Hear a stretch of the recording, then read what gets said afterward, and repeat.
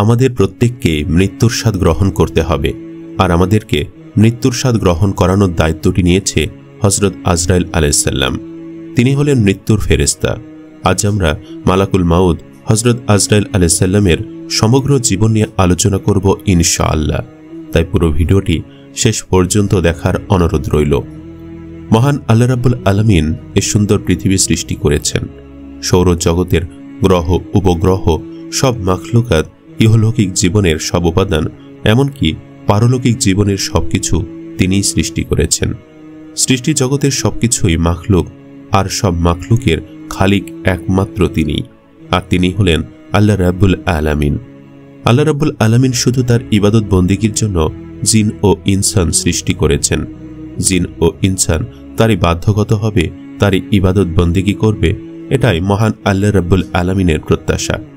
পৃথিবীর সব প্রাণীর হায়াত সুনির্দিষ্ট ও সুনির্ধারিত। কোনো প্রাণী তার ইচ্ছার বাহিরে জন্ম নেয়নি, আবার কোনো প্রাণী তার ইচ্ছার বাহিরে মৃত্যুবরণও করবে না।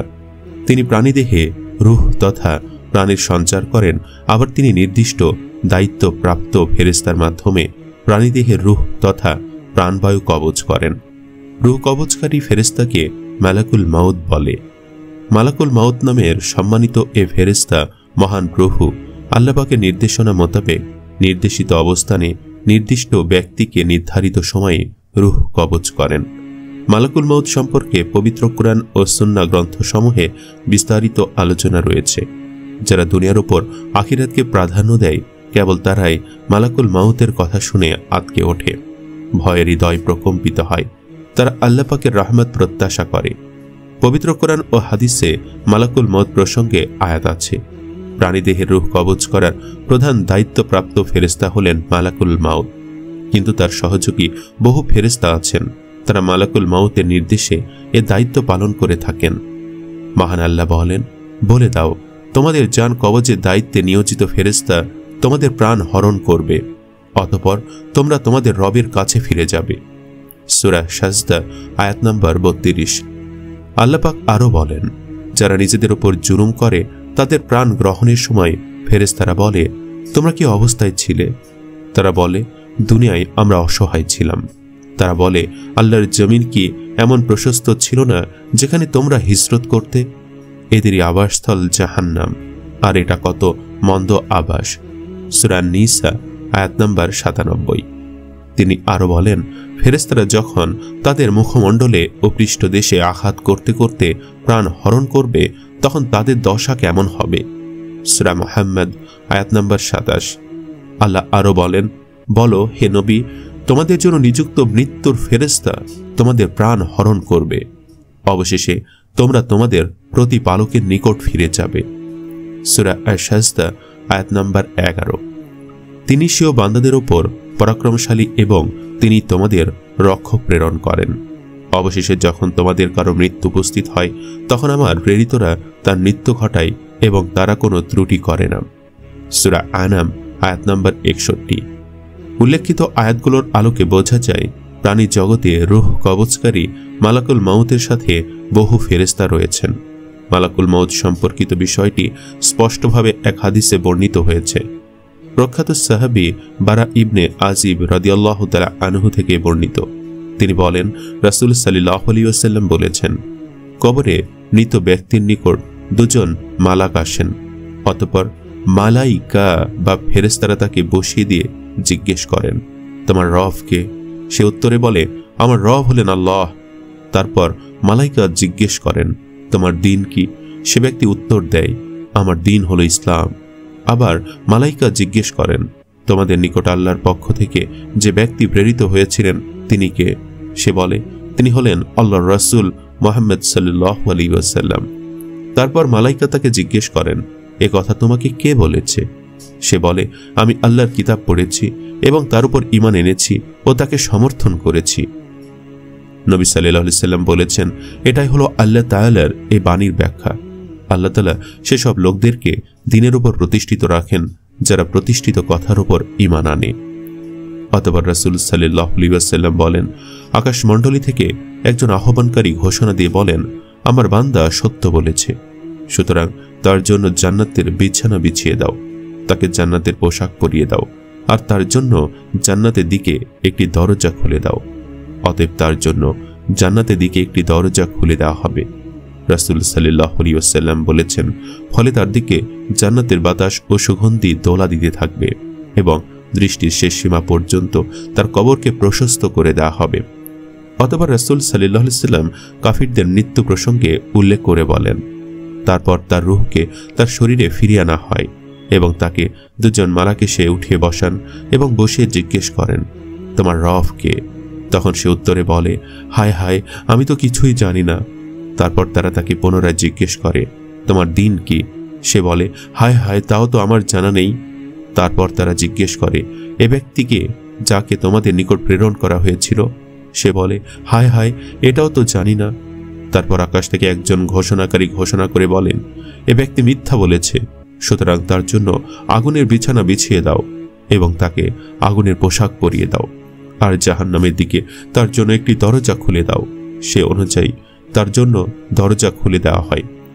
রাসূল সাল্লাল্লাহু আলাইহি ওয়াসাল্লাম বলেন, তার কবরকে তার জন্য সংকুচিত করে দেওয়া হয় যাতে তার একদিকের হাড় অপর দিকের হাড়ের মধ্যে প্রবেশ করে। এরপর একজন অন্ধ ও বধির মালাক নিযুক্ত করে দেওয়া হয়, যার সাথে লোহার এক হাতুড়ি থাকে।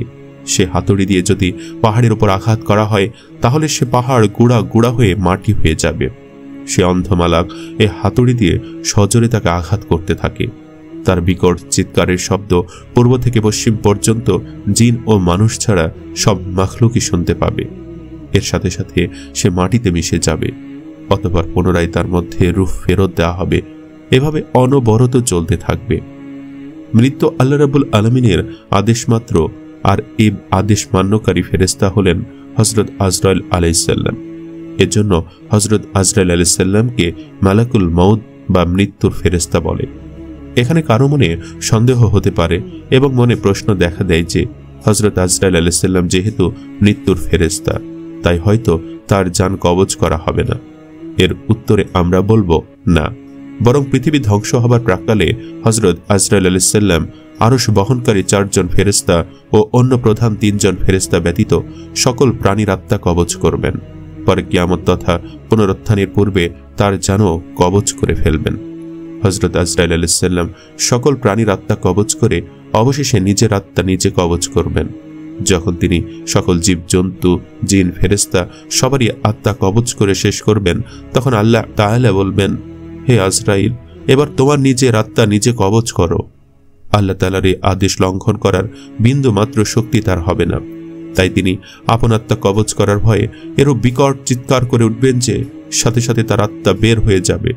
তখন এক অদ্বিতীয় আল্লাহ রাব্বুল আলামিন ব্যতীত আর কেউ কোথাও জীবিত হিসেবে থাকবে না। আজরাইল আলাইহিস সালাম কিভাবে মানুষের রূহ কবজ করেন সবার জানার আগ্রহ। এর মৃত্যুর সময় আসলেই বা কি ঘটে তাও জানার আগ্রহ আমাদের আছে। হযরত আনাস রাদিয়াল্লাহু তাআলা আনহু হযরত তামিম দারি রাদিয়াল্লাহু তাআলা আনহু এর রিওয়ায়াতে বলেন, রাসূলুল্লাহ সাল্লাল্লাহু আলাইহি ওয়াসাল্লাম ইরশাদ ফরমান, আল্লাহ তাআলা মালাকুল মউতকে নির্দেশ দিয়ে বলেন, তুমি আমার বন্ধুর কাছে যাও এবং তাকে নিয়ে এসো। আমি তাকে সুখ দুঃখ দিয়ে ওই জায়গাতে পেয়েছি যেখানে আমার সন্তুষ্টি ছিল, অর্থাৎ সে ঈমানের উপর অটল ছিল। এবার তুমি তাকে আমার নিকটে নিয়ে এসো যাতে আমি তাকে দুনিয়ার দুঃখ যাতনা থেকে মুক্তি দিতে পারি। নির্দেশ পেয়ে মালাকুল মউত 500 ফেরেশতার বিশাল বাহিনী নিয়ে তার কাছে যায়। ফেরেশতাদের নিকট জান্নাতের সুগন্ধি ও কাপড় থাকে, হাতে থাকে ফুলের সাজানো তোড়া এবং শুভ্র বর্ণের রেশমি পরিদেহ। বস্ত্রগুলোতে মিশকের সুগন্ধি ছড়ানো থাকে। এভাবে সুসজ্জিত হয়ে মালাকুল মউত ওই বান্দার সামনে এসে বসে যায়। অপরদিকে সাথের ফেরেশতারা তাকে ঘিরে এমনভাবে দাঁড়িয়ে থাকে যে তাদের প্রত্যেকের হাত মুমিনের কোনো না কোনো অঙ্কে জড়িয়ে থাকে। অতঃপর তাদের সাথে নিয়ে আসা শুভ্র রেশমি বস্ত্রটি তার থুতনির নিচে বিছিয়ে দেওয়া হয়। এরপর তার দৃষ্টির সামনে জান্নাতের একটি দরজা উন্মুক্ত করে দেওয়া হয়। রাসূলুল্লাহ সাল্লাল্লাহু আলাইহি ওয়াসাল্লাম ফরমান, এ সময় জান্নাতের মূল্যবান বস্তুগুলো যেমন হুর, পোশাক এবং রকমারি ফল দিয়ে তাকে প্রলোভন দেখানো হয়। প্রলোভনটি এমন হয় ঠিক যেমন অবশ শিশু কান্নাকাটি করলে তার অভিভাবকরা তাকে খেলনার বস্তু দেখায়। জান্নাতে তার সহধর্মিণীরা তখন খুবই পুলকিত থাকে। এ দৃশ্য দেখে মুমিন বান্দার আত্মা তখন লাফিয়ে ওঠে।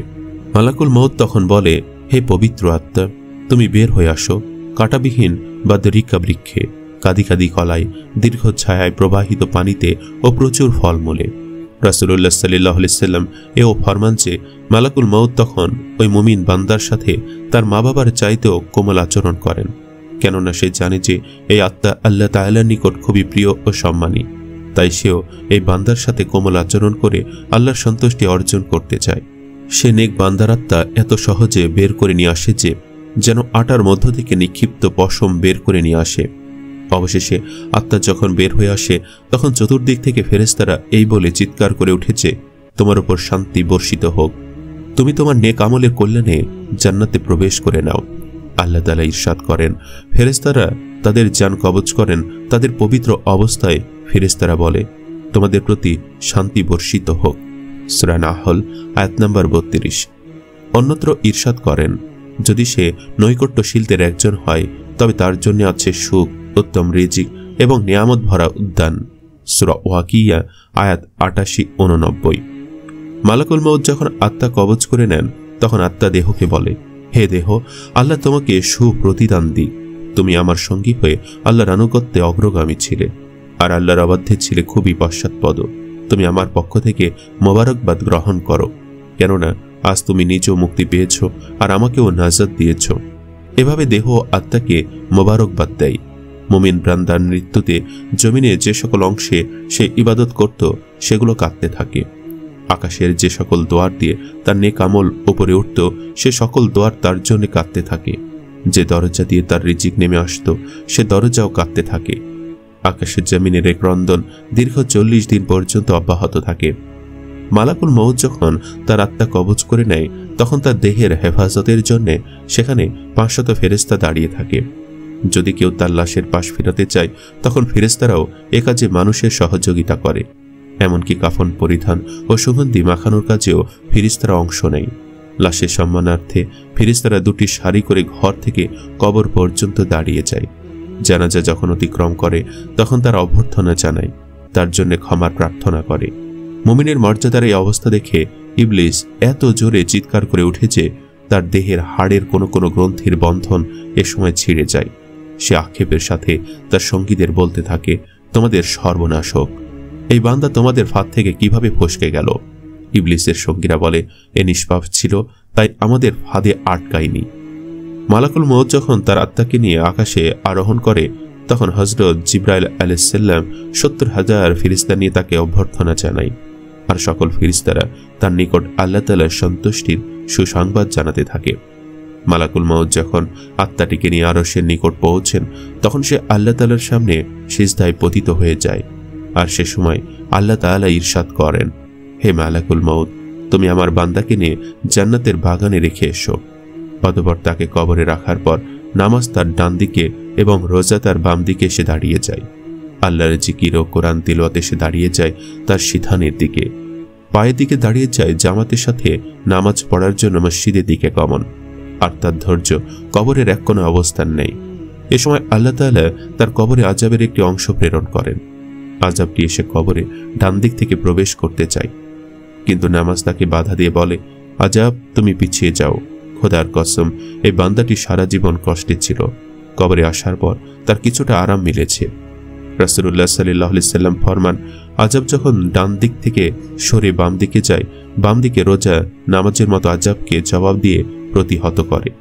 আযাব এবার মাথার দিক থেকে আসতে চেষ্টা করলেও একই রকম জবাব আসে। মোট কথা, আযাব যেদিক থেকে আসতে চায় সেদিক থেকে তার জন্য প্রতিবন্ধকতা সৃষ্টি হয়। অবশেষে আযাব যখন দেখে আল্লাহর এই নেক বান্দার আমল সব দিক থেকে তার জন্য প্রতিরক্ষা দেয়াল সৃষ্টি করে রেখেছে তখন সে ফিরে যায়। আর সে সময় সবর উঠে নেক আমল সমূহকে বলতে থাকে, এই আযাবের প্রতিরক্ষায় আমি এজন্য আসিনি যে মূলত তোমাদের শক্তির পরিমাণ দেখা আমার উদ্দেশ্য ছিল। তোমরা যদি তাকে প্রতিহত করতে ব্যর্থ হতে তাহলে আমি অবশ্যই এসে এই বান্দাকে আযাব থেকে রক্ষা করতাম। তোমরা যখন যথেষ্ট হয়ে দাঁড়ালে তখন আমি এই বান্দার জন্য অতিরিক্ত সঞ্চয় হয়ে রয়ে গেলাম। পুলসিরাত আর মিজানে আমি তার কাজে আসব। এরপর ওই বান্দার নিকট এমন 2 জন ফেরেশতা আসে যাদের চোখ নীল বর্ণের, আওয়াজ ভয়ঙ্কর, গরুর শিংয়ের ন্যায় দাঁত এবং তাদের শ্বাসের সাথে নাসারন্ধ্র দিয়ে অগ্নিশিখা বের হয়। ফেরেশতাদ্বয়ের উভয় কাঁধের মধ্যবর্তী স্থান খুবই প্রশস্ত, তারা মুমিন বান্দা ছাড়া আর কারো উপর দয়া করতে জানে না। এই দুজন ফেরেশতাদেরকেই মুনকার নাকির বলা হয়। ওদের হাতে একটি হাতুড়ি থাকে। এটি এতই ভারী যে সকল মানব দানব মিলে একত্রিত হলেও তা উত্তোলন করতে সক্ষম হবে না। এই দুজন ফেরেশতা কবরে প্রবেশ করে লাশকে বলে, উঠে বসো। লাশ তৎক্ষণাৎ উঠে বসে যায় এবং কাফনের কাপড় খুলে পড়ে যায়। ফেরেশতারা তখন জিজ্ঞেস করেন, তোমার প্রভুকে, তোমার ধর্ম কি এবং তোমার নবীকে? জবাবে সে বলে, আমার রব হলেন আল্লাহ, যার কোনো অংশীদার নেই। আমার ধর্ম ইসলাম, আর হযরত মুহাম্মদ সাল্লাল্লাহু আলাইহি সাল্লাম হলেন আমার নবী। তারপর আর কোনো নবীর আগমন হবে না। ফেরেশতার জবাব শুনে বলেন, তুমি সত্য বলেছ। অতঃপর কবরকে চারিদিক থেকে প্রশস্ত করে বলেন, তুমি উপরের একটু দিকে তাকিয়ে দেখো।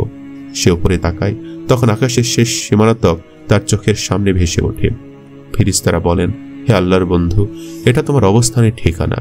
আল্লাহর আনুগত্যের বিনিময়ে তুমি এটা পেয়েছ। বর্ণনার এ পর্যায়ে সে রাসূল সাল্লাল্লাহু আলাইহি সাল্লাম বলেন, ওই সত্তার কসম যার মুঠোয় আমার প্রাণ। মুমিন বান্দার তখন এত আনন্দ অনুভূত হয় যা কখনো শেষ হবার নয়। অতঃপর ওই বান্দাকে আবার নির্দেশ দিয়ে বলা হয় যে, তুমি নিচের দিকে দেখো। নিচের দিকে যখন সে তাকায়, তখন দোজখের শেষ সীমানা পর্যন্ত তার দৃষ্টির গোচরে চলে আসে। ফেরেশতারা তখন তাকে বলে, হে আল্লাহর প্রিয় পাত্র, এই ভয়াবহ নরক থেকে তুমি নাজাত পেয়েছ। রাসূল সাল্লাল্লাহু আলাইহি সাল্লাম ইরশাদ করেন, ওই বান্দার এ সময় এমন পুলকাকীর্তি অর্জিত হয় যা কখনো সমাপ্ত হবার নয়। অতঃপর স্বর্গের ৭৭টি দরজা তার জন্য উন্মুক্ত করে দেওয়া হয়। এসব দুয়ার দিয়ে জান্নাতের সৌরভ এবং সুশীতল সমীরণ তার কবরে পৌঁছাতে থাকে এবং ততদিন পৌঁছতে থাকবে যতদিন সে কবরে থাকবে। রাসূলুল্লাহ সাল্লাল্লাহু আলাইহি সাল্লাম আলোচনার ধারাবাহিকতা অব্যাহত রেখে বলেন, এরপর আল্লাহ তাআলা মালাকুল মউতকে নির্দেশ দিয়ে বলেন, তুমি আমার দুশমনের নিকট যাও এবং তাকে আমার কাছে নিয়ে এসো। আমি প্রাচুর্যের সাথে তাকে রুজি দিয়েছি, সীমাহীন নিয়ামতের বাড়িপাত করেছি তার ওপর, কিন্তু সে আমার সাথে শুধু অবাধ্যতাই করে ফিরেছে। এবার এই দুশমনকে আমার কাছে হাজির করো। মালাকুল মউত আল্লাহর নির্দেশ পেয়ে এমন কদাকার বেশে ওই বান্দার নিকট আগমন করে যে কেউ কোনোদিন এমন আকৃতি দেখেনি। তার 12টি চোখ থাকে, তার কাছে এমন একটি লৌহ শলাকা থাকে যা শাখা ও কাঁটা বিশিষ্ট। মালাকুল মউতের সাথে আরো 500 ফেরেশতা থাকে। এদের প্রত্যেকের সাথেই থাকে জাহান্নাম থেকে নিয়ে আসা আগুনের চাবুক। মালাকুল মউত অবাধ্য বান্দাকে চাবুক দিয়ে এমনভাবে আঘাত করে যে প্রতিটি কাঁটা তার সারা দেহে তন্ত্রের মূলে বিদ্ধ হয়ে যায়। অতঃপর সেটি পাকিয়ে টেনে বের করে এবং তার পায়ের নখের তলদেশ থেকে পর্যন্ত আত্মাকে বের করে নিয়ে আসে। এরপর সেই লৌহ শলাকাটি তার উভয় পায়ের গোড়ালিতে ঢুকিয়ে দেওয়া হয়। তখন আল্লাহর এই দুশমনের এতই কষ্ট হয় যে বেদনায় সে কাতরাতে থাকে। এমন সময় বাকি ফেরেশতারা তাদের হাতের চাবুক দিয়ে তার মুখমণ্ডল এবং পশ্চাৎদেশে অনবরত প্রহার করতে থাকে। এই সময় তার আত্মাকে টেনে সারা দেহ থেকে গোড়ালিতে নিয়ে আসা হয়। শাস্তির এই পর্যায়ে শলাকাটি তার হাঁটুতে ফোটানো হয়। তখন বেদনায় সে ছটফট করতে থাকে। এমন সময় ফেরেশতারা আবার আগুনের চাবুক দিয়ে তার মুখ ও নিতম্বে মারতে শুরু করে। হাঁটু থেকে শলাকাটি বের করে ঢোকানো হয় তার নিতম্ব দেশে, অতঃপর বুকে এবং সবশেষে কণ্ঠনালীতে। তারপর পূর্বের মতোই সেটিকে টেনে বের করা হয়। এরপর ফেরেশতারা জাহান্নাম থেকে সংগ্রহ করা অঙ্গার তার থুতনির নিচে বিছিয়ে দিয়ে বলে, হে অপবিত্র আত্মা, তুমি বেরিয়ে আসো। তুমি থাকবে প্রখর বাষ্পে উত্তপ্ত পানিতে এবং ধূম্রকুঞ্চের ছায়ায়, যা শীতল নয় এবং আরামদায়কও নয়। সূরা ওয়াকিয়া আয়াত নাম্বার 42 থেকে 44। আল্লাহর এক বিশিষ্ট ফেরেশতাই হলো মালাকুল মউত, যিনি আমাদের সবার কাছেই আজরাইল নামে পরিচিত। তিনি মানবের প্রাণ হরণের দায়িত্বে নিয়োজিত। তাকে এ কঠিন দায়িত্ব প্রদান ও তা গ্রহণের একটি চমকপ্রদ কাহিনী বিভিন্ন তাফসীর গ্রন্থে রয়েছে। এগুলোতে সমগ্র মানব জাতির জন্য রয়েছে শিক্ষা ও চিন্তার খোরাক। এ পর্যায়ে আমরা দুটি মাত্র ঘটনার উল্লেখ করতে চাই। একটি মানব মণ্ডলীর প্রাণ হরণের দায়িত্ব গ্রহণ এবং অপরটি এক ব্যক্তির প্রাণ হরণে তার প্রতিক্রিয়া সংক্রান্ত আদম সৃষ্টি পূর্ব কথা। আল্লাহ তাআলা যখন মানব সৃষ্টির ইচ্ছা করেন, তখন একে একে তার প্রধান 4 ফেরেশতাকে একটি নির্দিষ্ট স্থান হতে এক মুঠো মাটি আনার নির্দেশ দেন। নির্দেশ অনুযায়ী প্রথমে হযরত জিবরাইল আলাইহিস সালাম নির্দেশিত স্থানে গমন করেন এবং মাটি স্পর্শ করা মাত্র সে প্রতিবাদী কণ্ঠে বলে ওঠে তাকে স্পর্শ না করতে, এবং যুক্তি হিসেবে বলে সে এখানে আল্লাহর নির্দেশে অবস্থান করছে, এখানেই থাকবে, কেউ তাকে স্পর্শ করতে পারবে না। মাটির বক্তব্য শুনে ফেরেশতা জিবরাইল আলাইহিস সালাম ব্যর্থ মনোরথ হয়ে আল্লাহর দরবারে ফিরে আসেন এবং তার অপারগতা বর্ণনা করেন। অতঃপর মাটি আনার জন্য ফেরেশতা মিকাইল আলাইহিস সালাম আদিষ্ট হন। তিনি মাটি আনতে গেলে তার সাথেও একই ঘটনার পুনরাবৃত্তি ঘটে।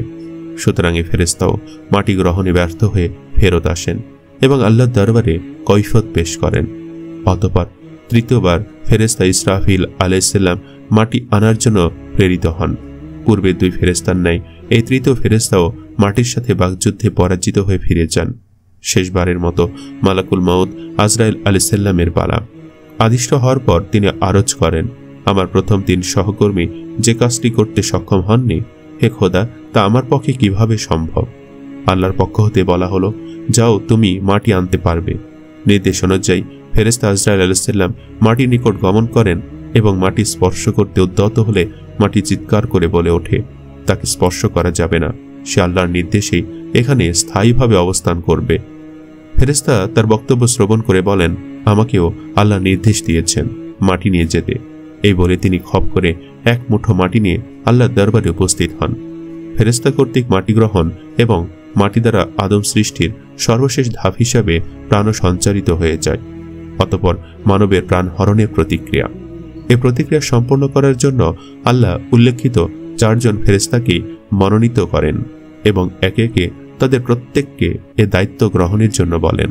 তাদের প্রথম 3 জনই প্রত্যেকেই এ বলে অপারগতা জ্ঞাপন করেন যে মাটি আনার ন্যায় অতি সহজে কাজটি করা আমাদের পক্ষে সম্ভব হয়নি। জীবিত মানবের প্রাণ হরণ করার মতো এ সুকঠিন কাজটি করা আমাদের পক্ষে আদৌ সম্ভব হবে না। আল্লাহ তাদের ওজর শ্রবণ করেন। অবশেষে মালাকুল মাউতের ডাক পড়ে। খোদাই আদেশ অমান্য করার উপায় নেই। ভয়ে ভয়ে তিনি আরজ করেন, হে খোদা, আদম সৃষ্টির জন্য আমার সুনাম খ্যাতি বিনষ্ট হয়েছে এবং যথেষ্ট দুর্নামের ভাগী হয়েছি। মানবের প্রাণ হরণের ন্যায় এ পাষাণ ও নিষ্ঠুর কাজটি করতে গেলে আমার দুর্নামের সীমা থাকবে না। আল্লাহ তাআলা আজরাইল ফেরেশতার কথা শুনে বলেন, তোমার চিন্তার কোনো প্রয়োজন নেই। আমি এমন ব্যবস্থা করে দেব যাতে তোমাকে প্রাণ হরণকারী কেউ বলবে না। তুমি এ অভিযোগ হতে আড়াল হয়ে যাবে। আজরাইল আলাইহিস সালাম সে ব্যবস্থা কি জানতে চাইলে আল্লাহ তাকে অভয় দিয়ে বললেন, আমি মানুষের মধ্যে নানা প্রকারের রোগ সৃষ্টি করে দেব এবং কোনো না কোনো রোগে আক্রান্ত হয়ে মানুষ মৃত্যুবরণ করবে। তখন সবাই বলবে, অমুক রোগে লোকটি মৃত্যুবরণ করেছে, কেউ তোমার নাম উচ্চারণও করবে না।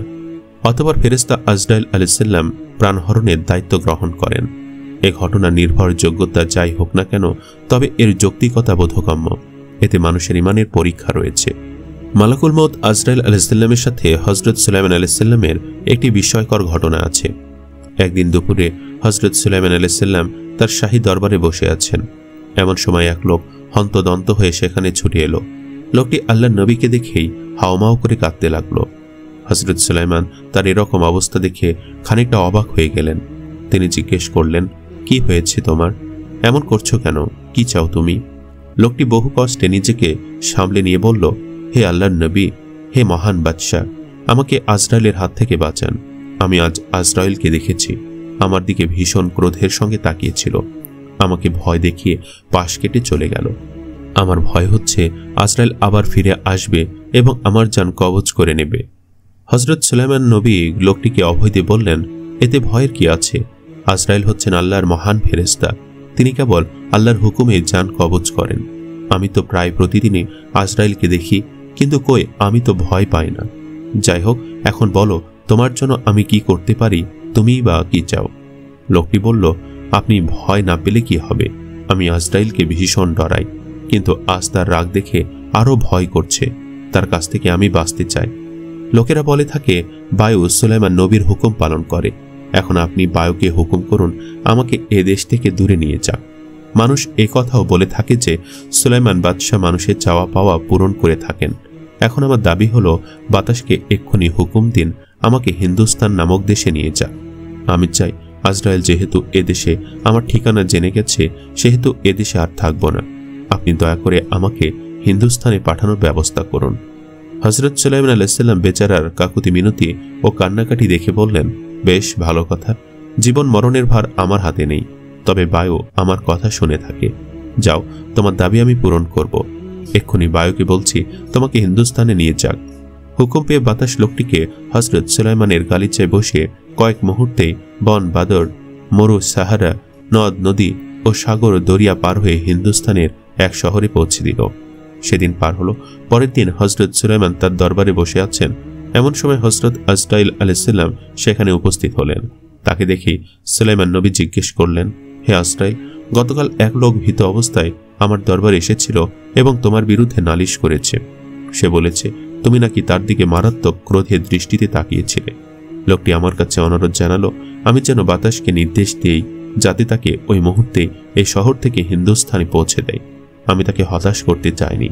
বাতাসকে তার ইচ্ছে মতো হিন্দুস্থানে পৌঁছে দিতে হুকুম করলাম। এখন সে হয়তো হিন্দুস্থানে আছে, কিন্তু আমি খুব তাজ্জব হয়েছি যে আল্লাহর এত বড় একজন ফেরেশতা হয়ে তুমি কেন তাকে ভয় দেখালে? বেচারা তোমার ভয়ে আজ ঘরবাড়ি ও দেশ ছাড়া হলো। হযরত সুলাইমানের কথা শুনে আজরাইল আলাইহিস সালাম বললেন, আমি আল্লাহর হুকুম পালন ও তার আদেশ মানা ছাড়া আর কিছুই করি না। ওই লোকটির প্রতি আমি রাগ করে কিংবা ক্রোধের দৃষ্টিতে মোটেই তাকাইনি। সে ঠিকই বলেছে, আমি তাকে গতকাল এই বাইতুল মুকাদ্দাস শহরে দেখেছি। তার প্রতি আমি যে দৃষ্টিতে তাকিয়েছিলাম তা আসলে বিস্ময়ের দৃষ্টি ছিল, কারণ আল্লাহর নির্দেশ ছিল গতকালই যেন হিন্দুস্থানে তার জান কবজ করি। তাই তাকে তার মৃত্যুর মাত্র কয়েক মুহূর্ত আগে বাইতুল মুকাদ্দাসে দেখে ভীষণ আশ্চর্য হয়ে যায় যে কি করে সে এখন এই এলাকায় ঘোরাফেরা করছে। তাকে দেখে আমি মনে মনে ভাবলাম তার যদি শত শত পাখাও গজায় তাহলেও সে আসরের আগে হিন্দুস্তান পৌঁছাতে পারবে না। যাই হোক, যেহেতু তখনও তার মরণের সময় উপস্থিত হয়নি, সেহেতু খুব আশ্চর্য হয়ে তার দিকে তাকিয়েছিলাম এবং পাশ কেটে হিন্দুস্থানে চলে গেছি। কিন্তু সময় মতো হিন্দুস্তানে পৌঁছে দেখে সেখানে নির্ধারিত স্থানে হাজির। এরপর আর দেরি না করে তার জান কবজ করে নেই। সব শুনে হযরত সুলাইমান আলাইহিস সালাম বললেন, একদম ঠিক কথা। সবকিছু থেকে পালানো সম্ভব, কিন্তু মৃত্যুর হাত থেকে পালানো সম্ভব নয়। তার সে মুহূর্তে অবশ্যই হিন্দুস্থানে থাকা দরকার ছিল, কিন্তু বায়ু ছাড়া তাকে সে মুহূর্তে সেখানে নিয়ে যাওয়া সম্ভব ছিল না। সে নিজেই নিজ ইচ্ছায় আমার কাছে ছুটে এলো এবং নিজের মুখে কাকুতি মিনতি করে নিশ্চিত পরিণতির দিকে ছুটে গেল। এই ঘটনাটি থেকে আমরা বুঝতে পারলাম যে মৃত্যু থেকে পালানো সম্ভব নয়। মহান আল্লাহ পবিত্র কোরআনে বলেছেন, কুল্লু নাফসিন যায়িকাতুল মাউত, অর্থাৎ প্রত্যেক প্রাণীকে মৃত্যুর স্বাদ গ্রহণ করতেই হবে। সূরা আল ইমরান আয়াত নম্বর 185। মহান আল্লাহ আরো বলেছেন, তোমরা যেখানে থাকো না কেন মৃত্যু কিন্তু তোমাদেরকে পাকড়াও করবেই, যদি তোমরা সুদৃঢ় দুর্গের ভেতরে অবস্থান করো তবুও। সূরা নিসা আয়াত নম্বর 78। মালাকুল মউত আজরাইল আলাইহিস সালামকে ঘিরে আরেকটি বিস্ময়কর কাহিনী আছে। মৃত্যুর অপর নাম মরণ, অর্থাৎ জীবন অবসান। আরবি ভাষায় মৃত্যুকে ইন্তেকাল ও মাউত বলে। ইন্তেকাল অর্থ স্থানান্তর, প্রত্যাবর্তন ও পরলোক গমন। আমরা প্রতিনিয়ত শহরে, বন্দরে, হাটে বাজারে, গ্রামে গঞ্জে মাইক যোগে শুনতে পাই অমুক গ্রামের বা মহল্লার অমুকের পুত্র বা অমুক ইন্তেকাল করেছেন। এই ইন্তেকাল থেকে কেউই নিস্তার পাবেন না। আল্লাহ পাকের প্রিয় বান্দাগণ, নবী রাসূল, সাহাবী, পীর, ওলি, ওলামা, মাশাইখ, কোরআনে হাফেজ, মুফাসসির, মুহাদ্দিস সহ রাজা, প্রজা, আস্তিক, নাস্তিক, রাজনৈতিক, সামাজিক, বিচারক, সৈনিক, গবেষক, বৈজ্ঞানিক, কৃষক, শ্রমিক তথা সর্বস্তরের বনি আদমের জন্য মৃত্যুই অলঙ্ঘনীয়। জগতে প্রত্যেক বিষয়ের বিপরীতে অনেক কিছু বলা যায়, কিন্তু মৃত্যুর বিপরীতে কেহ কিছু বলতে পারে না। নির্দ্বিধায় জাতি, ধর্ম নির্বিশেষে মৃত্যুকে সকলেই মাথা পেতে বরণ করতে হয়। মহান আল্লাহ পবিত্র কোরআন শরীফে ইরশাদ করেছেন, সমস্ত জীবই মৃত্যুর স্বাদ গ্রহণ করবে। সূরা আল ইমরান আয়াত নম্বর 185। অন্যত্র ইরশাদ করেছেন, মৃত্যুর সাথে তোমাদের সাক্ষাৎ হবে। সূরা জুমা আয়াত নম্বর 8। আরও ইরশাদ করা হয়েছে, অবশ্যই তোমরা মৃত্যু বরণ করবে। সূরা মুমিনুন আয়াত নম্বর 15। মহান আল্লাহ আরও ইরশাদ করেন, তোমরা যেখানে থাকো না কেন মৃত্যু তোমাদের পেয়ে যাবে, যদিও তোমরা সুদৃঢ় দুর্গে অবস্থান করো। সূরা নিসা আয়াত নম্বর 78। আল্লাহ আরও ইরশাদ হয়েছে, আল্লাহর আদেশে লিপিবদ্ধ নির্দিষ্ট সময় ব্যতীত কেউই মৃত্যু মুখে পতিত হয় না। সূরা আল ইমরান আয়াত 145। আরও ইরশাদ রয়েছে, নির্ধারিত কাল যখন উপস্থিত হবে আল্লাহ তখন কাউকে অবকাশ দেবেন না। সূরা মুনাফিকুন আয়াত নম্বর 11। মৃত্যু কখন, কিভাবে, কোথায় হবে তা আলিমুল গায়েব আল্লাহ পাকই জানেন। কারণ মৃত্যু হয় জন্মের পর, 1 ঘন্টা পর, 1 সপ্তাহ পর, 1 মাস পর, 1 বছর পর, 100 বছর পর। স্বাভাবিক অবস্থায়, নামাজরত অবস্থায়, ঘুমন্ত অবস্থায়, অসুস্থ অবস্থায়, আঘাতপ্রাপ্ত অবস্থায় ও বিভিন্ন মহামারীতে, নিজ ঘরে, রাস্তার অ্যাক্সিডেন্ট করে, জলে ডুবে, পর্বতে আরোহণ করে ও খন্দকে মাটি চাপায়। তাই মৃত্যুকে ভয় করতে নাই, বরং আলিঙ্গনের জন্য সর্বদা সানন্দ চিত্তে প্রস্তুত থাকতে হবে। কুরআনের শ্রেষ্ঠ কাহিনী গ্রন্থে বর্ণিত আছে যে একসময় একাধারে 700 বছর বনী ইসরায়েলের মধ্যে কোনো নবীর আবির্ভাব হয় নাই। এই সময়ের মধ্যে তাদের কোনো রোগ ব্যাধি হয় নাই এবং কেহ মৃত্যুবরণও করে নাই। তাই মৃত্যু ধারণায় তাদের ছিল না। তারা ছিল মূর্তি পূজারী। তাদের বাদশার নাম ছিল তাইফুর বিন তুগিয়ান। সে যুগে হযরত হানজালা আলাইহিস সালামকে নবুয়তি দান করে আল্লাহ পাক তাদের মধ্যে প্রেরণ করলেন। তিনি তাদেরকে মূর্তি পূজা পরিত্যাগ করে এক আল্লাহর উপাসনা করার জন্য অনেক বোঝালেন। তারা নবীর কথা মানল না। সিরিয়া রাজ্যের একটি উঁচু মিনারে আরোহণ করে হযরত হানজালা আলাইহিস সালাম লোকজনকে সত্যের পথে আহ্বান করতেন। পথভ্রষ্ট বনী ইসরায়েল সেই আওয়াজে বিরক্তিবোধ করত। তারা বাদশার দরবারে তার বিরুদ্ধে নালিশ করল। বাদশার হুকুম হলো, তোমরা তাকে হত্যা করে ফেলো। রাত্রে হানজালা আলাইহিস সালাম ওই রকম উচ্চস্বরে বললেন, হে বনী ইসরায়েল, তোমরা মূর্তি পূজা পরিহার করো, এক আল্লাহর উপাসনা করো, নতবা আগামীকাল তোমাদের উপর আল্লাহর গজব নাজিল হবে। তারা তার কথায় কর্ণপাত করল না। পরদিন সকাল থেকে দুপুরের মধ্যেই মহামারীতে 2000 লোক মারা গেল। এতে তারা হতভম্ব হয়ে বাদশার দরবারে গিয়ে বলল, জাহাপনা, আজ অর্ধ দিবসেই প্রায় 2000 লোক মৃত্যুবরণ করেছে। বাদশা বলল, হানজালার আওয়াজে এরা ঘুমাতে পারে নাই, এখন নিদ্রামগ্ন হয়েছে, তারা মরে নাই। বাদশার কথায় তারা ফিরে গিয়ে মৃতদেরকে হাঁক ডাক ও শরীরে ধাক্কা দিল। মৃতরা কিছুতেই সাড়া দিল না। পুনরায় তারা বাদশার কাছে গিয়ে এসব বলল। এতে বাদশার অন্তরে কিছুটা মৃত্যুর ভয় সঞ্চার হলো। তাই মৃত্যু থেকে নিস্তার পাওয়ার জন্য একটি কেল্লা তৈরি করল, যার 12,000 তরুণ ছিল। প্রত্যেক তরুণে 2 জন প্রহরী নিযুক্ত করে নির্দেশ দিল, তোমরা সর্বদা সতর্ক থাকবে যেন মৃত্যু কেল্লার ভেতরে প্রবেশ করতে না পারে। দুর্গের মধ্যখানে দুর্ভেদ্য লৌহ কক্ষ নির্মাণ করে তার দ্বারে কয়েক হাজার প্রহরী মোতায়েন করে এর ভিতরে সে অবস্থান করত এবং গর্ব ভরে বলত, এবার দেখা যাবে মৃত্যু আমাকে কি করতে পারে। অনন্তর গম্বুজ ভেদ করে বিকট এক মূর্তি বাদশার সামনে গিয়ে দাঁড়ালো। তার ভীষণ আকৃতি দেখে বাদশা ভয়ে বিহ্বল হয়ে বলল, তুমি কে? আগন্তুক একটু মুচকি হেসে বললেন, আমি তোমার জাম মালাকুল মউত আজরাইল। প্রকম্পিত স্বরে বাদশা জিজ্ঞেস করল, এখানে কি উদ্দেশ্যে আগমন? আজরাইল বললেন, তোমাকে আমার পরিচয় দিতে এসেছি। এই বলে তিনি চলে গেলেন। বাদশা প্রহরীদের শাস্তি দিয়ে নতুন প্রহরী নিযুক্ত করল। পরদিন আজরাইল এসে কোনো কথা বলার সুযোগ না দিয়ে বাদশার যান কবজ করে চলে গেলেন। যাবার সময় এমন একটি বিকট আওয়াজ দিয়ে গেলেন যাতে 12,000 গোলাম সহ সকল প্রহরী মুহূর্তে প্রাণ হারালো। মৃত্যু থেকে যখন কেউ রক্ষা পেতে নাই, তাহলে আল্লাহর কাছেই প্রার্থনা করি, মহান আল্লাহ সুবহানাহু ওয়া তাআলা যেন আমাদেরকে মৃত্যুর আগে আগে মৃত্যুর জন্য তৈরি হওয়ার তৌফিক দান করেন। আবু হুরায়রা রাদিয়াল্লাহু তাআলা আনহু বলেন, মালাকুল মউতকে মুসা আলাইহিস সালামের কাছে পাঠানো হয়েছিল। ফেরেশতা যখন তার কাছে এলেন তখন তিনি তাকে চপের আঘাত করেন। তখন ফেরেশতা তার রবের কাছে ফিরে গেলেন এবং বলেন, আপনি আমাকে এমন এক বান্দার কাছে পাঠিয়েছেন যে মরতে চায় না। আল্লাহ তাআলা বলেন, তুমি তার কাছে ফিরে যাও এবং তাকে বলো সে যেন তার একটি হাত একটি গরুর পিঠে রাখে। তার হাত যতগুলো পশম ঢাকবে তার প্রতিটি পশমের বদলে তাকে 1 বছর করে জীবন দেওয়া হবে। ফেরেশতা এসে সেই কথা বলার পর মুসা আলাইহিস সালাম বলেন, হে রব, অতঃপর কি হবে? আল্লাহ বলেন, অতঃপর মৃত্যু। মুসা আলাইহিস সালাম বলেন, তাহলে এখনই হোক। বর্ণনাকারী বলেন, তখন তিনি আল্লাহর কাছে আবেদন করলেন তাকে যেন আরদে মুকাদ্দাসা তথা জেরুজালেম থেকে একটি পাথর নিক্ষেপের দূরত্বের সমান স্থানে পৌঁছে দেওয়া হয়। আবু হুরায়রা রাদিয়াল্লাহু তাআলা আনহু বলেন, আল্লাহর রাসূল সাল্লাল্লাহু আলাইহি ওয়াসাল্লাম বলেছেন, আমি যদি সেখানে থাকতাম তাহলে অবশ্যই আমি তোমাদের পথের ধারে লাল টিলার নিচে তার কবরটি দেখিয়ে দিতাম। প্রত্যেক মানুষকে একদিন মৃত্যুর মুখোমুখি দাঁড়াতে হবে। মৃত্যুর হাত থেকে আমাদের দিনের নবী হযরত মুহাম্মদ সাল্লাল্লাহু আলাইহি ওয়াসাল্লাম তিনিও রক্ষা পাননি। তবে নবীজি সাল্লাল্লাহু আলাইহি ওয়াসাল্লামের জান কবজের সময় আজরাইল আলাইহিস সালাম বিশেষ কিছু কথা বলেছিলেন। মহানবী সাল্লাল্লাহু আলাইহি ওয়াসাল্লামের জান কবজের সময়ের ঘটনাটি খুবই হৃদয় বিদারক।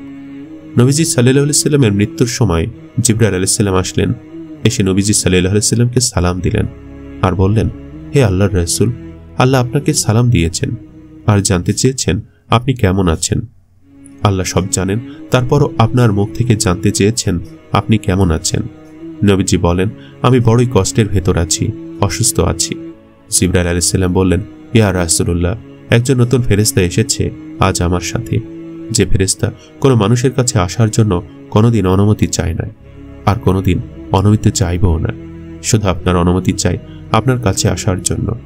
আর সে ফেরেশতার নাম মালাকুল মউত। মালাকুল মউত রাসূলের অনুমতি নিয়ে রাসূলের জাসান মোবারকের কাছে এসে সালাম দিলেন, বললেন, ইয়া রাসূলুল্লাহ, আদম আলাইহিস সালাম থেকে শুরু করে এ পর্যন্ত আমি যত মানুষের জান কবজ করেছি আর কিয়ামত পর্যন্ত যত মানুষের জান কবজ করব, কারো কাছে অনুমতি চাইনি, আর চাওয়াও আমার লাগবে না। কিন্তু আজকে আসার সময় আল্লাহ বলেছেন আমি যেন আপনার অনুমতি চাই। নবীজি বললেন, মালাকুল মউত, আমি যদি অনুমতি না দেই? তখন আজরাইল আলাইহিস সালাম বলেন, আপনি যদি অনুমতি না দেন তাহলে আল্লাহ তাআলা আমাকে ফিরে যেতে বলেছেন। রূহ কবজের প্রক্রিয়া সম্পর্কে মিরাজ সম্পর্কিত হাদিস সমূহে এভাবে বলা হয়েছে, হযরত আজরাইলের সামনে একটি তালিকা রয়েছে যাতে সকল মানুষের নাম রয়েছে। যার মৃত্যুর সময় ঘনিয়ে আসে তার নাম ওই তালিকা থেকে মুছে ফেলা হয় এবং হযরত আজরাইল আলাইহিস সালাম সাথে সাথে তার রূহ কবজ করে নেন। হতে পারে একত্রে সহস্রাধিক মানুষের নাম মুছে যেতে পারে এবং হযরত আজরাইল আলাইহিস সালাম তাদের সকলের রূহ কবজ করে নিতে পারেন। তাতে আশ্চর্য হওয়ার কোনো কারণ নেই। যেমন ঝড় এক মুহূর্তে সহস্র প্রদীপ নিভিয়ে দিতে পারে, এসবই আল্লাহর ইচ্ছায় হয়ে থাকে।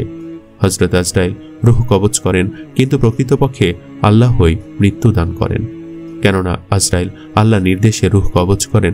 আর এ কারণেই কোরআন মাজিদে কখনো বলা হয়েছে আল্লাহ রূহ কবজ করেন, আবার কখনো বলা হয়েছে হযরত আজরাইল রূহ কবজ করেন, কখনো আবার বলা হয়েছে ফেরেশতাগণ রূহ কবজ করেন। তিনটিই ঠিক, কেননা হযরত আজরাইল আলাইহিস সালাম এবং তার সহকর্মী ফেরেশতাগণ আল্লাহর নির্দেশে রূহ কবজ করে থাকেন। যেমন কোনো সম্রাট তার সৈন্য ও সেনাবাহিনীর প্রধানদের সাহায্যে কোনো দেশ জয় করে থাকে, অতএব এটা বলা ঠিক হবে যে সৈন্যরা অমুক রাষ্ট্র জয় করেছে। আবার বলতে পারি যে সিফা সালাদ দেশটিকে জয় করেছে, আবার এটা বলাও ঠিক যে সম্রাট দেশটিকে জয় করেছে। উদাহরণটি বিষয়টিকে বোঝানোর জন্য আনা হয়েছে, নইলে বিষয়টি এসবের অনেক ঊর্ধ্বে। মোদ্দা কথা, আল্লাহই মানুষের মৃত্যু দিয়ে থাকেন। তবে মনে রাখতে হবে যে আল্লাহ পৃথিবীকে নিয়মতান্ত্রিকভাবে সৃষ্টি করেছেন, অতএব মৃত্যুর জন্যও কিছু কারণ তিনি নির্দিষ্ট করেছেন, যেমন কোনো উঁচু স্থান থেকে পড়ে যাওয়া, অসুস্থ হওয়া, নিহত হওয়া ইত্যাদি। তবে এসব হচ্ছে উসিলা বা কারণ মাত্র, কেননা এমনও দেখা যায় যে অতি মুমূর্ষ রোগীও অনেক সময় বেঁচে ওঠে, আবার অতি সামান্য অসুখে অনেকে মারা যায়। সুতরাং অসুস্থতা, নিহত হওয়া, উঁচু স্থান থেকে পড়ে যাওয়া ইত্যাদি মৃত্যুর অনিবার্য কারণ নয়। আয়ু শেষ হয়ে গেলে মহান আল্লাহ তার জান কবজ করে নেন। এমন প্রচুর দেখা যায় যে অনেক ব্যক্তি কোনো ধরনের অসুস্থতা ছাড়াই মারা যায়। মালাকুল মউত সম্পর্কে আরও একটি কথা হচ্ছে যে যখন তিনি জান কবজ করতে আসেন, ব্যক্তি অনুসারে তার চেহারায় পরিবর্তন পরিলক্ষিত হয়।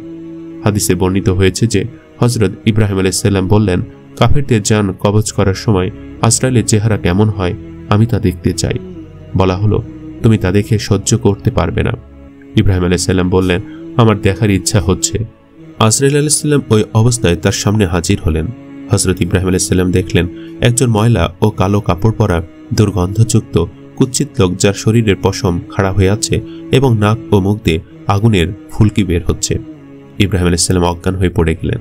জ্ঞান ফিরে আসার পর বললেন, কাফেরদের যদি আর কোনো আযাব নাও হয়, তোমাকে দেখার আযাবই তাদের জন্য যথেষ্ট।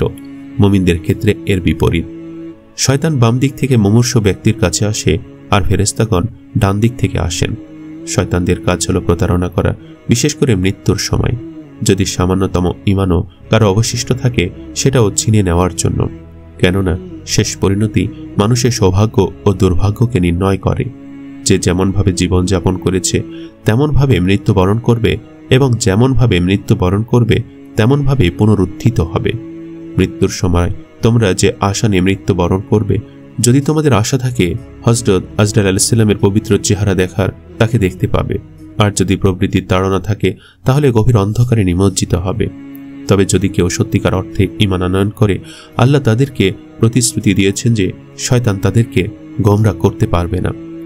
আবু জাকারিয়া রাজিকে মৃত্যুর সময় বলা হলো, বলো লা ইলাহা ইল্লাল্লাহ। তিনি বললেন, বলবো না। অতবার বেহুশ হয়ে গেল। জ্ঞান ফেরার পর বলল, কেউ একজন আমাকে বলছিল, যদি সৌভাগ্যবান হতে চাও তাহলে বলো ঈসা ইবনুল্লাহ। আমি বললাম, বলবো না। অনেকক্ষণ পর বলল, বলো লা ইলাহা ইল্লাল্লাহ। আমি বললাম, তুমি বলছো এ কারণে আমি বলবো না। তখন তার মাথায় সজোরে কিছুর আঘাত হওয়াতে সে পড়ে গেল। তখন রাজি কালিমা শাহাদাত পাঠ করল এবং মৃত্যুবরণ করল। যে সারা জীবন সঠিকভাবে তৌহিদের ওপর প্রতিষ্ঠিত থেকেছে, শয়তান কখনোই তার উপর কর্তৃত্ব করতে পারবে না। হ্যাঁ, যদি কেউ তার জীবনের কিছু অংশ শয়তানের আনুগত্য করে থাকে, মৃত্যুর সময়ও শয়তান তার সঙ্গী হবে। আল্লাহর আদেশে হযরত ইসরাফিল আলাইহিস সালামের সিংগায় ফুৎকারের মাধ্যমে কিয়ামত অনুষ্ঠিত হবে। পৃথিবী ও আসমানের সব প্রাণীর জান কবজ করার পর যখন আজরাইল আলাইহিস সালাম আল্লাহর দরবারে হাজির হবেন, তখন আল্লাহ আজরাইলকে প্রশ্ন করবেন, হে আজরাইল, আর কে কে জীবিত আছে? আজরাইল আলাইহিস সালাম উত্তরে বলবেন, হে আমার রব, জিবরাইল, ইসরাফিল, মিকাইল ও আমি আজরাইল জীবিত আছি। তখন আল্লাহ বলবেন, তুমি ছাড়া বাকি 3 জনের জান কবজ করে ফেলো। তখন আজরাইল আলাইহিস সালাম জিবরাইল, ইসরাফিল ও মিকাইলের জান কবজ করবেন। এরপর আল্লাহ আজরাইল আলাইহিস সালামকে শেষ প্রশ্নটি করবেন। সেই প্রশ্নটি কিরূপ? আল্লাহ হযরত আজরাইল আলাইহিস সালামকে বলবেন, হে আজরাইল, এখন কে জীবিত আছে? তখন আজরাইল আলাইহিস সালাম বলবেন, হে আল্লাহ, এখন তোমার সামনে আমি আজরাইল দাঁড়িয়ে আছি, আর কেউ নাই। আল্লাহ বলবেন, মুত ইয়া মালাকুল মাউত, মরে যা। হে মৃত্যুর ফেরেশতা, তুইও মরে যা। তখন আজরাইল আলাইহিস সালাম নিজের জান নিজে কবজ করবেন। আজরাইলও মরে যাবে। তখন পৃথিবীর মধ্যে একমাত্র আল্লাহ একাই।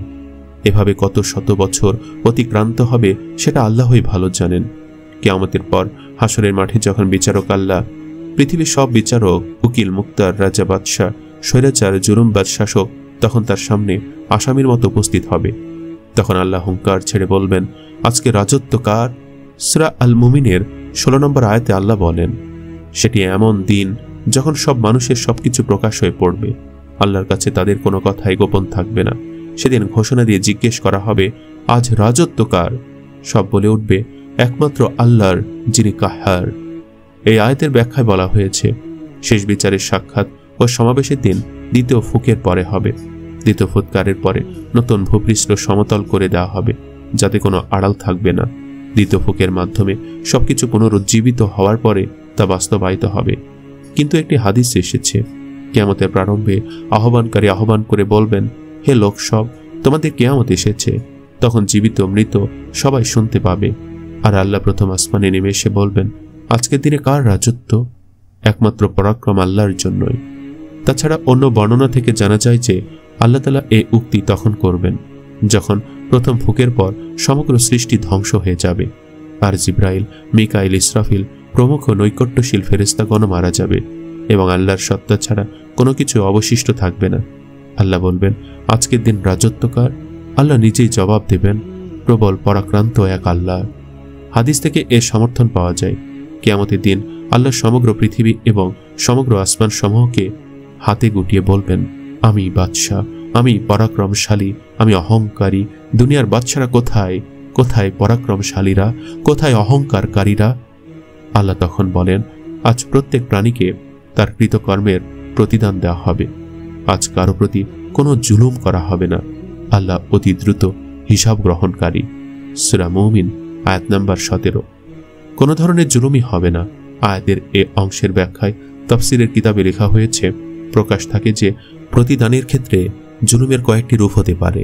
1. প্রতিদানের অধিকারী ব্যক্তিকে প্রতিদান না দেওয়া। 2. সে যতটা প্রতিদান লাভের উপযুক্ত তার চেয়ে কম দেওয়া। 3. শাস্তির যোগ্য না হলেও শাস্তি দেওয়া। 4. যে শাস্তির উপযুক্ত তাকে শাস্তি না দেওয়া। 5. যে কম শাস্তির উপযুক্ত তাকে বেশি শাস্তি দেওয়া। 6. জালেমে নির্দোষ মুক্তি পাওয়া এবং মাজলুমের দাঁচে দেখতে থাকা। 7. একজনের অপরাধে অন্যকে শাস্তি দেওয়া। কোনো ধরনের জুলুমই হবে না। আল্লাহর এই বাণীর উদ্দেশ্য হচ্ছে তার আদালতে এ ধরনের কোনো জুলুমই হতে পারবে না। আল্লাহ অতি দ্রুত হিসাব গ্রহণকারী। আয়াতের এই অংশের ব্যাখ্যায় বলা হয়েছে, হিসাব নিতে আল্লাহর কোনো বিলম্ব হবে না। যেভাবে তিনি গোটা বিশ্ব জাহানের সব সৃষ্টিকে যুগপৎ রিজিক দান করেছেন এবং কাউকে রিজিক পৌঁছানোর ব্যবস্থাপনায় এখন ব্যস্ত নন যে অন্যদের রিজিক দেওয়ার অবকাশই তিনি পান না, যেভাবে তিনি গোটা বিশ্ব জাহানের প্রতিটি জিনিসকে যুগপৎ দেখছেন, সব শব্দ যুগপৎ শুনছেন, প্রতিটি ক্ষুদ্র থেকে ক্ষুদ্রতর এবং বৃহৎ থেকে বৃহত্তর ব্যাপারের ব্যবস্থাপনাও তিনি যুগপৎ করছেন এবং কোনো জিনিস এমনভাবে তার মনোযোগ আকর্ষণ করতে পারে না যে ঠিক সে মুহূর্তে তিনি আর সব বস্তুর প্রতি মনোযোগ দিতে পারেন না, তেমনি তিনি যুগপৎ প্রত্যেক ব্যক্তির হিসাব গ্রহণ করবেন এবং একটি বিচার্য বিষয়ের শুনানিতে তিনি কখনো এতটা ব্যস্ত হয়ে পড়বেন না যে সে সময়ে অন্য অসংখ্য মকদ্দমার শুনানি করতে পারবেন না। তাছাড়া তার আদালতে এ কারণেও কোনো বিলম্ব হবে না যে মকদ্দমার পটভূমি ও ঘটনাবলীর বিচার বিশ্লেষণ এবং তার সাক্ষ্য প্রমাণ সংগ্রহ কঠিন হবে। আদালতের বিচারক নিজে সরাসরি বাস্তব অবস্থার সম্পর্কে ওয়াকিবহাল থাকবেন। মকদ্দমার বাদী বিবাদী উভয় পক্ষের সবকিছুই তার জানা থাকবে। সমস্ত ঘটনার খুঁটিনাটি সব দিক পর্যন্ত অনস্বীকার্য সাক্ষ্য প্রমাণ সহ অবিলম্বে সবিস্তার পেশ করা হবে। তাই সব মোকদ্দমার ফয়সালা ঝটপট হয়ে যাবে। তাহফিফুল কোরআন। লেখক সাংবাদিক জুলুমি হতে পারবে না। আল্লাহ অতি দ্রুত হিসাব গ্রহণকারী। আয়াতের এই অংশের ব্যাখ্যায় বলা হয়েছে, হিসাব নিতে আল্লাহর কোনো বিলম্ব হবে না। যেভাবে তিনি গোটা বিশ্ব জাহানের সব সৃষ্টিকে যুগপৎ রিজিক দান করছেন এবং কাউকে রিজিক পৌঁছানোর ব্যবস্থাপনায় এমন ব্যস্ত নন যে অন্যদের রিজিক দেওয়ার অবকাশই তিনি পান না, যেভাবে তিনি গোটা বিশ্ব জাহানের প্রতিটি জিনিসকে যুগপৎ দেখছেন, সব শব্দ যুগপৎ শুনছেন, প্রতিটি ক্ষুদ্র থেকে ক্ষুদ্রতর এবং বৃহৎ থেকে বৃহত্তর ব্যাপারের ব্যবস্থাপনায় তিনি যুগপৎ করছেন এবং কোনো জিনিস এমনভাবে তার মনোযোগ আকর্ষণ করতে পারে না যে ঠিক সে মুহূর্তে তিনি আর সব বস্তুর প্রতি মনোযোগ দিতে পারেন না।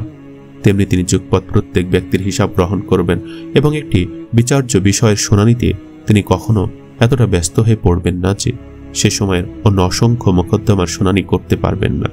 তাছাড়া তার আদালতে এ কারণেও কোনো বিলম্ব হবে না যে মোকদ্দমার পটভূমি ও ঘটনাবলীর বিচার বিশ্লেষণ এবং তার সাক্ষ্য প্রমাণ সংগ্রহ কঠিন হবে। আদালতের বিচারক নিজে সরাসরি বাস্তব অবস্থা সম্পর্কে ওয়াকিবহাল থাকবেন। মোকদ্দমার বাদী বিবাদী উভয় পক্ষের সবকিছুই তার জানা থাকবে। সমস্ত ঘটনার খুঁটিনাটি সব দিক পর্যন্ত অনস্বীকার্য সাক্ষ্য প্রমাণ সহ অবিলম্বে সবিস্তার পেশ করা হবে। তাই সব মোকদ্দমার ফয়সালা ঝটপট হয়ে যাবে। অনেকের ধারণা সব মানুষের রূহ কবজ করেন আজরাইল আলাইহিস সালাম, কিন্তু এ ধারণা সঠিক নয়। রূহ কবজ করার প্রধান দায়িত্বপ্রাপ্ত ফেরেশতা হলেন মালাকুল মাউত, কিন্তু তার সহযোগী বহু ফেরেশতা আছেন। তারা মালাকুল মাউতের নির্দেশে এ দায়িত্ব পালন করে থাকেন। মহান আল্লাহ বলেন, বলে দাও তোমাদের জান কবজের দায়িত্বে নিয়োজিত ফেরেশতা তোমাদের প্রাণ হরণ করবে, অতঃপর তোমরা তোমাদের রবের কাছে ফিরে যাবে। সূরা সাজদা আয়াত নম্বর 32। এই আয়াতে আল্লাহ তাআলা মাত্র একজন ফেরেশতার কথা বলেছেন। অন্য আয়াতে এসেছে, যারা নিজের প্রতি অবিচার করে ফেরেশতারা তাদের রূহ কবজ করে ফেলে, তোমরা কি অবস্থায় ছিলে? সূরা নিসা আয়াত 97। এই আয়াতে রূহ কবজকারী ফেরেশতার ক্ষেত্রে বহুবচন ব্যবহার করা হয়েছে।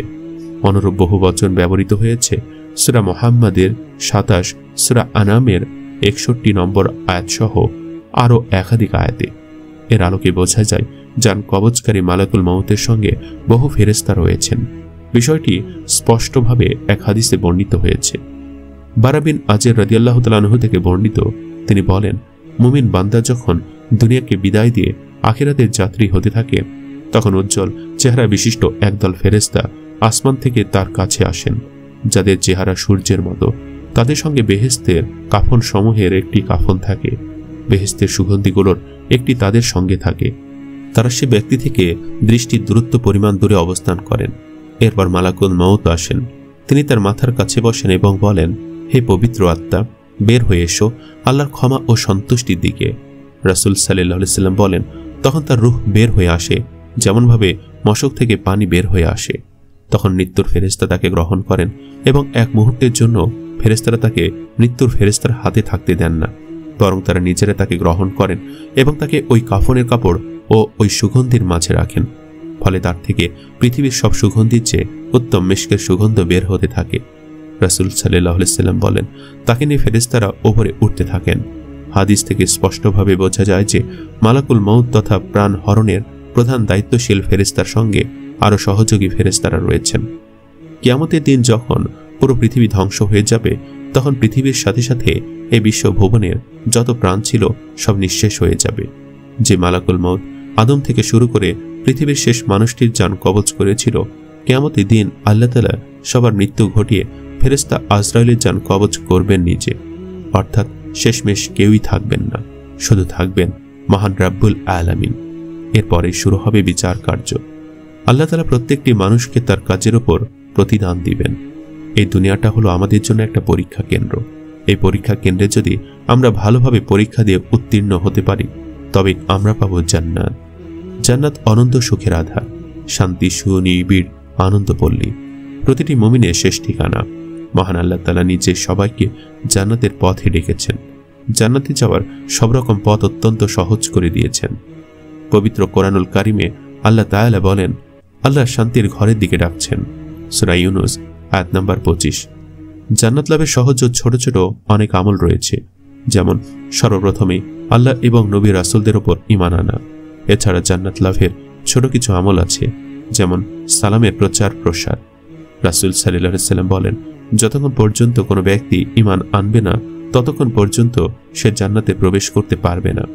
আর যতক্ষণ কোনো মুসলমান পরস্পর একে অন্যকে ভালোবাসবে না, ততক্ষণ তারা পূর্ণ ঈমানদার হতে পারবে না। আমি কি তোমাদের সে কাজটি বাতলে দেব, যা করলে পরস্পর ভালোবাসা সৃষ্টি হয়?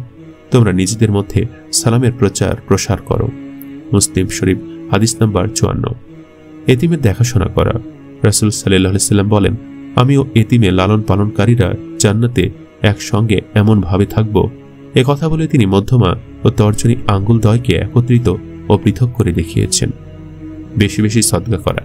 ইবনে মাসউদ রাদিয়াল্লাহু তাআলা আনহু থেকে বর্ণিত হাদিসে রাসূল সাল্লাল্লাহু আলাইহি ওয়াসাল্লাম বলেন, তোমরা সদকা করো, কেননা সদকায় পুণ্য অর্জন হয় আর পুণ্যে জান্নাত মিলে। যে ব্যক্তি সর্বদা সত্য বলে এবং সত্যের প্রচার করে, আল্লাহর কাছে তার নাম সিদ্দিকদের মধ্যে অন্তর্ভুক্ত হয়। তোমরা মিথ্যা থেকে বিরত থাকো, কেননা মিথ্যা পাপের দিকে নিয়ে যায় আর পাপ জাহান্নামে ঠেলে দেয়। যে বান্দা সর্বদা মিথ্যা বলে ও মিথ্যা প্রচার করে, আল্লাহর কাছে সে মিথ্যাবাদীদের অন্তর্ভুক্ত হয়ে যায়। মুখ ও গোপনাঙ্গের হেফাজত। রাসূল সাল্লাল্লাহু আলাইহি ওয়াসাল্লাম বলেন, যে ব্যক্তি উভয় ঠোঁটের মধ্যভাগ বা জিভ ও দুই রানের মধ্যভাগ লজ্জাস্থানে হেফাজতের দায়িত্ব গ্রহণ করে, আমি তার জন্য জান্নাতের দায়িত্ব গ্রহণ করি। মাতা পিতার সেবা।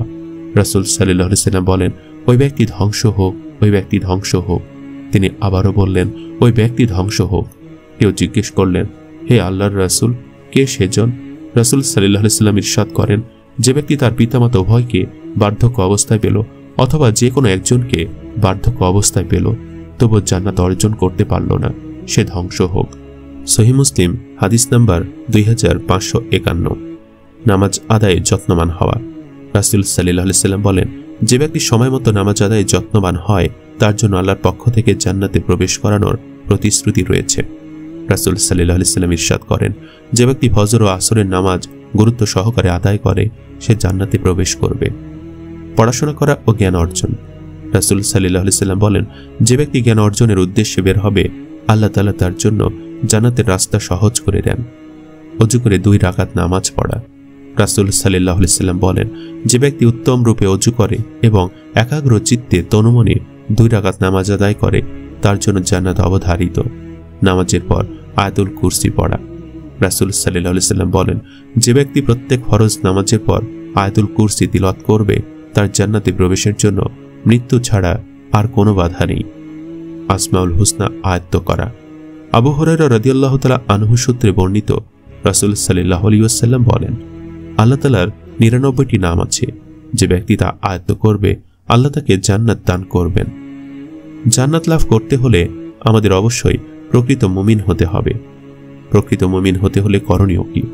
প্রকৃতপক্ষে একজন মানুষ ঈমান গ্রহণের মাধ্যমে ইসলামের ছায়াতলে এসে মূলত আল্লাহর প্রিয় বন্ধু ও অধীনস্থ হয়ে যায়। যেমনটি স্বয়ং আল্লাহ তার কোরআনুল কারিমে বলেছেন, আল্লাহই হচ্ছেন তাদের অভিভাবক, যারা ঈমান এনেছে তিনি তাদেরকে অন্ধকার হতে আলোর দিকে নিয়ে আসেন। আর যারা ঈমান গ্রহণ করতে অস্বীকার করেছে, তাদের পৃষ্ঠপোষক হল তাগুত তথা পথভ্রষ্ট শাসকরা, যারা তাদেরকে আলো থেকে অন্ধকারে নিয়ে যায়। বস্তুত তারাই হল জাহান্নামের অধিবাসী, তারা সেখানে চিরকাল বসবাস করবে। সূরা বাকারা আয়াত নাম্বার 257। এই আয়াত থেকে প্রতীয়মান হয় যে স্রেফ জন্মসূত্রে বা কালিমা পড়ে ঈমান গ্রহণ করলেই প্রকৃত মুমিন হওয়া সম্ভব নয়, বরং মুমিনের যথাযথ গুণাবলী ও বৈশিষ্ট্য যতক্ষণ না নিজের মধ্যে বাস্তবায়িত হবে, ততক্ষণ আল্লাহর ভাষায় প্রকৃত মুমিন হওয়া যাবে না। অতএব আমাদেরকে যেসব গুণে গুণান্বিত হতে হবে, সেগুলোর অন্যতম হল সন্দেহমুক্ত দৃঢ় ঈমান এবং আল্লাহর পথে সংগ্রাম ও সৎকর্ম সম্পাদনের মাধ্যমে উক্ত ঈমানের প্রমাণ উপস্থাপন। কোরআনুল কারিমে আল্লাহ বলেন, প্রকৃত মুমিন তারাই যারা আল্লাহ ও তার রাসূলের উপর বিশ্বাস স্থাপন করে, অতঃপর তাতে কোনরূপ সন্দেহ পোষণ করে না এবং তাদের মাল ও জান দ্বারা আল্লাহর পথে জিহাদ করে। বস্তুতপক্ষে তারাই হলো সত্যনিষ্ঠ। উল্লেখ্য, জিহাদ অর্থ সর্বাত্মক প্রচেষ্টা, যা কথা, কলম, সংগঠন তথা সার্বিকভাবে হয়ে থাকে। সশস্ত্র জিহাদও এর মধ্যে শামিল। যুগে যুগে উদ্ভূত শিরকি দর্শন চিন্তা ও অপসংস্কৃতির বিরুদ্ধে তাওহীদ ভিত্তিক দর্শন চিন্তা ও সুস্থ সংস্কৃতি বিকাশ সাধনের সর্বাত্মক প্রচেষ্টা নিয়োজিত করাই হল ইসলামের চিরন্তন জিহাদ। স্থান, কাল, পাত্র নির্বিশেষে যা সর্বদা সর্বত্র প্রযোজ্য, সেদিকে ইঙ্গিত করে রাসূলুল্লাহ সাল্লাল্লাহু আলাইহি সাল্লাম বলেন, তোমরা জিহাদ করো মুশরিকদের বিরুদ্ধে তোমাদের মাল দ্বারা, জান দ্বারা ও জবান দ্বারা। কোরআনের সর্বত্র জিহাদের বর্ণনায় আল্লাহ প্রথমে মালের কথা এনেছেন, কারণ জিহাদে প্রথম মালের প্রয়োজন হয়।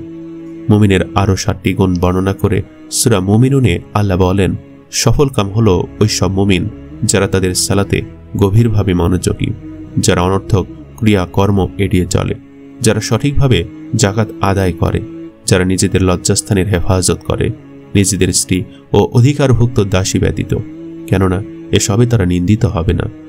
অতঃপর এদের ব্যতীত যারা অন্যকে কামনা করে তারা হলো সীমা লঙ্ঘনকারী। আর যারা তাদের আমানত ও অঙ্গীকার সমূহ পূর্ণ করে, যারা তাদের সালাত সমূহের হেফাজত করে, তারাই হলো উত্তরাধিকারী। যারা উত্তরাধিকারী হবে ফেরদৌসে, সেখানে তারা চিরকাল থাকবে। সূরা মুমিনুন আয়াত 1 থেকে 11। এই আয়াতগুলিতে মুমিনের 7টি গুণ বর্ণিত হয়েছে। এখানে গুরুত্বপূর্ণ একটি গুণ হলো তারা সালাতে গভীরভাবে মনোযোগী। তারা খুশু খুজুর সাথে তন্ময় তদ্গতভাবে সালাত আদায় করে। এর বিপরীতে কোরআনের অন্যত্রে আরও দুপ্রকার মুসল্লির কথা এসেছে। একদল মুসল্লি হলো উদাসীন। আল্লাহ বলেন, দুর্ভোগ ওই সব মুসল্লির জন্য যারা তাদের সালাতে উদাসীন। অন্য একদল মুসল্লি হলো অলস। এটা হলো মুনাফিকদের সালাত। আল্লাহ বলেন, যখন তারা সালাতে দাঁড়ায় তখন অলসভাবে দাঁড়ায়। সূরা আন-নিসা আয়াত 142। আয়াত দৃষ্টে বোঝা যায় যে উদাসীন ও অলস মুসল্লিরা জাহান্নামী হবে এবং কেবল মনোযোগী মুসল্লিরাই জান্নাতে হবে। আর তারাই হলো সফলকাম মুমিন। কেননা হৃদয় মনোযোগী হলে অঙ্গ প্রত্যঙ্গ মনোযোগী হয়, আর উভয়ের সহযোগী কর্ম সফল হয়। হৃদয়ের টান ও আকর্ষণ না থাকলে কোনো কর্মই যথার্থ হয় না, আর আল্লাহর কাছেও তা কবুল হয় না। 7 গুণের আরও একটি গুরুত্বপূর্ণ গুণ হল লজ্জাস্থানের হেফাজত করা। এ বিষয়ে রাসূল সাল্লাল্লাহু আলাইহি সাল্লাম বর্ণনা করেছেন, যে ব্যক্তি তার 2 চোয়ালের মাঝের বস্তু এবং দুরানের মাঝখানের বস্তু এর জামানত আমাকে দিবে, আমি তার জান্নাতের জিম্মাদার। দুনিয়াতে যত ফিতনা, ফাসাদ ও অপকর্ম সংঘটিত হয় তার অধিকাংশ হয়ে থাকে জিহ্বা ও লজ্জাস্থানের দ্বারা। এ দুটোকে যে সংগত করবে, রাসূলুল্লাহ সাল্লাল্লাহু আলাইহি সাল্লাম তাকে জান্নাতে নিয়ে যাওয়ার দায়িত্ব গ্রহণ করেছেন। কাফিরদের সাথে শক্ত দিল আর মুমিনদের সাথে সৌহার্দ্যপূর্ণ আচরণ করবে, যেমন মুহাম্মদ আল্লাহর রাসূল। আর যারা তার সাথে আছে তারা কাফিরদের বিরুদ্ধে আপোষহীন এবং নিজেরা পরস্পর দয়া পরবশ। সূরা ফাত আয়াত নম্বর 29। অন্যদের উপাস্যকে গালি না দেওয়া। আর হে ঈমানদারগণ, এরা আল্লাহকে বাদ দিয়ে যাদেরকে ডাকে তোমরা তাদেরকে গালি দিও না। সূরা আনাম আয়াত নম্বর 108। সঠিকভাবে ওজন করা, ওজনে কম না দেওয়া। আল্লাহ বলেন, ধ্বংস তাদের জন্য যারা মাপে কম দেয়। সূরা মুতাফফিফিন আয়াত নম্বর 1। তোমরা ওজন ও পরিমাপে পুরোপুরি ইনসাফ করো। সূরা আনাম আয়াত নম্বর 152। মানুষকে সৎ কাজের উপদেশ এবং অসৎ কাজ থেকে বিরত থাকার নির্দেশ দেওয়া। আল্লাহ বলেন, তোমরা সর্বোত্তম জাতি, মানব জাতির কল্যাণের জন্য তোমাদের উদ্ভূত ঘটনা হয়েছে। তোমরা সৎ কাজ আদেশ করবে এবং অসৎ কাজে বাধা দিবে, আর আল্লাহর উপর বিশ্বাস স্থাপন করবে। সূরা আলী ইমরান আয়াত নম্বর 110। আল্লাহ তাআলা আমাদের এ সকল গুণে গুণান্বিত করুন। মুসলিম বলা হয় ইসলাম ধর্মকে নিজ ধর্ম বলে বিশ্বাস ও স্বীকার করে এমন ব্যক্তিকে। পক্ষান্তরে মুমিন বলা হয় ইসলাম ধর্মকে নিজ ধর্ম বলে বিশ্বাস ও স্বীকার করার পাশাপাশি তা নিজের ভেতরে ও বাহিরে ধারণ করার পাশাপাশি কঠোরভাবে এর নির্দেশাবলী মেনে চলে এমন ব্যক্তিকে। সেই হিসেবে বলা চলে সব মুমিন মুসলিম, কিন্তু সব মুসলিম মুমিন নয়। এমন মুমিনের জন্য বেশ কিছু পালনীয় আমল রয়েছে, যার প্রেক্ষিতে এমন মুমিনের মর্যাদা আরও উচ্চতায় পৌঁছে। মুমিনের পালনীয় কাজগুলো হলো আল্লাহর সামনে নত হওয়া। দুনিয়ার অন্য কারোর সামনে মাথা নত করা যাবে না। মাথা নত করতে হবে একমাত্র আল্লাহ তাআলার সামনে। কেবল তাকে সিজদা করতে হবে, তার সব বিধিবিধান মেনে জীবন পরিচালনা করতে হবে। আল্লাহর সিদ্ধান্তে সন্তুষ্ট থাকা। একজন মুমিনের কাজ হলো সর্বদা মহান আল্লাহ তাআলার সিদ্ধান্তে সন্তুষ্ট থাকা। যদি আল্লাহ কারোর প্রতি সন্তুষ্ট থাকেন তাহলে তার কিছুতে বরকত হবে, ইবাদতের ক্ষেত্রে অন্যরকম স্বাদ অনুভব করবে। আল্লাহর প্রতি সমর্পিত হওয়া। মানুষ যতই গুনাহ করুক না কেন, আল্লাহ তাআলার দিকে যদি পরিপূর্ণভাবে সমর্পিত হয়, একনিষ্ঠভাবে তওবা করে, তার কাছে ক্ষমা প্রার্থনা করে, তাহলে আল্লাহ তাআলাও তাকে আপন করে নেবেন। তখন কেউ তার কোনো ক্ষতি করতে পারবে না। আল্লাহর উপর পরিপূর্ণ ভরসা করা। সব ক্ষেত্রেই আল্লাহ তাআলার উপর তাওয়াক্কুল তথা পূর্ণ ভরসা রাখতে হবে। যদি আল্লাহ ছাড়া অন্য কারো প্রতি ভরসা জন্ম নেয় তাহলে আল্লাহর আযাব অবধারিত, কোনো রক্ষা নেই। ধৈর্য, সহনশীলতা। যারা আল্লাহর কাজ করে, তার মনোনীত হতে চায়, আল্লাহ তাআলা তাদের অনেকভাবে পরীক্ষা করেন, বিভিন্নভাবে কষ্ট দেবেন। কখনো জানের ক্ষতি, মালের ক্ষতি, ইজ্জত আবরুর ক্ষতি ইত্যাদি অনেক মাধ্যমে পরীক্ষা করবেন। নবীরা আল্লাহর সবচেয়ে প্রিয় মানুষ, সে প্রিয় বান্দাদেরও তিনি পরীক্ষা করেছেন।